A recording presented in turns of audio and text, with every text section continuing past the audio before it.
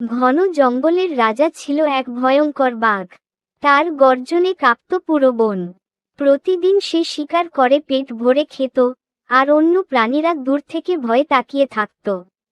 বাঘের এই দাপট দেখে সবাই ভয় পেলেও এক প্রাণী ছিল যে ভয় পেত না, সে হলো চালাক শিয়াল। একদিন বাঘ একটি মোটা হরিণ শিকার করল। খাওয়ার আগে সে হরিণটিকে গাছের নিচে রেখে একটু বিশ্রাম নিতে গেল। ঠিক তখনই আশপাশে ঘুরতে ঘুরতে সেখানে এসে হাজির হলো শিয়াল। হরিণ দেখে তার চোখ চকচক করে উঠল। মনে মনে সে ভাবল, এত বড় খাবার, যদি একটু বুদ্ধি খাটানো যায় তবে বাঘকেও বোকা বানানো সম্ভব। কিছুক্ষণ পর বাঘ ফিরে এলো।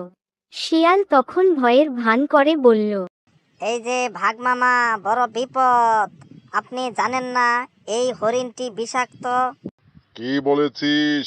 আমি তো নিজের চোখে শিকার করেছি। ঠিক তাই, কিন্তু আজ সকালে জঙ্গলের ওপার প্রান্তে এক জাদুকর এসেছে। সে কথা কি আপনি জানেন? আজ যে প্রাণী শিকার করবে তা খেলে রাজা ভাগ 3 দিনের মধ্যে দুর্বল হয়ে পড়বে। সেই কথা কি আপনি জানেন? বাঘ একটু ভয় পেল। সে ভাবল, যদি কথাটা সত্যি হয়, রাজা হলে সাবধান থাকা ভালো। বাঘ জিজ্ঞেস করল, তুই কিভাবে জানলি? হাহা, বাঘ মামা, আমি তো ছোট প্রাণী, আগে পরীক্ষা করে দেখতে পারি। যদি আমার কিছু না হয় তখন আপনি খাবেন। বাঘ মনে করল, এতে ক্ষতি কি? শিয়াল একটু খেলেই যদি মারা যায় তবে খাবার সেই খাবে। বাঘ রাজি হয়ে গেল। শিয়াল তখন খুব আগ্রহ নিয়ে হরিণের মাংস খেতে শুরু করল। খেতে খেতে সে লাফিয়ে লাফিয়ে বলল, আহা, কি ভয়ঙ্কর ব্যথা! ভাগ মামা, কি ভয়ঙ্কর ব্যথা! আমার মাথা ঘুরছে। থাম, আর খাস না।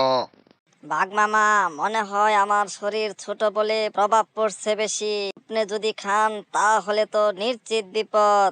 বাঘ আর দেরি করল না। সে বলল, এই খাবার আমি খাবো না, তুই নিয়ে যা। তবে দূরে নিয়ে খাস কিন্তু। শিয়াল মনে মনে হেসে ফেলল। সে পুরো হরিণটি টেনে নিয়ে বনের গভীরে চলে গেল। নিরাপদ জায়গায় গিয়ে সে পেট ভরে খেল আর হাসতে হাসতে বলল, হাহা, বুদ্ধি থাকলে শক্তিও হার মানে। পরদিন বাঘ বুঝতে পারল সে আসলে ঠকেছে। কিন্তু ততক্ষণে শিয়াল অনেক দূরে। বাঘ রেগে গর্জন করলেও লাভ হলো না। শিক্ষা: শক্তি থাকলেই সবকিছু জেতা যায় না। অনেক সময় বুদ্ধি শক্তির চেয়েও বড় অস্ত্র। আমাদের গল্পটি যদি ভালো লাগে, চ্যানেলটি সাবস্ক্রাইব করবেন। নতুন নতুন গল্পের ভিডিও আপনাদের মাঝে নিয়ে আসব। ভিডিওটি দেখার জন্য ধন্যবাদ।